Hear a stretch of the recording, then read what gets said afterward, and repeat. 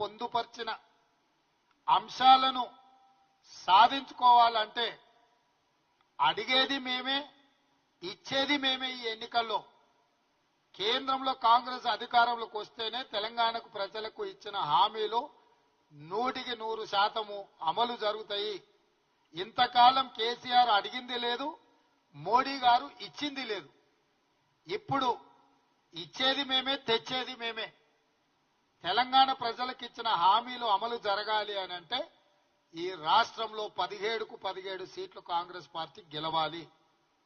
2004, 2009లో ఆనాడు కాంగ్రెస్ పార్టీ ఈ ప్రాంతం నుంచి 30 పైగా పార్లమెంట్ సీట్లు గెలిపించినందుకు కేంద్రంలో యూపీఏ 1, యూపీఏ 2 ప్రభుత్వాలు ఏర్పడ్డాయి. తద్వారా జనరంజకమైన పాలనను ఆనాడు కాంగ్రెస్ పార్టీ అందించగలిగింది. ఈ రోజు కూడా తిరిగి కేంద్రంలో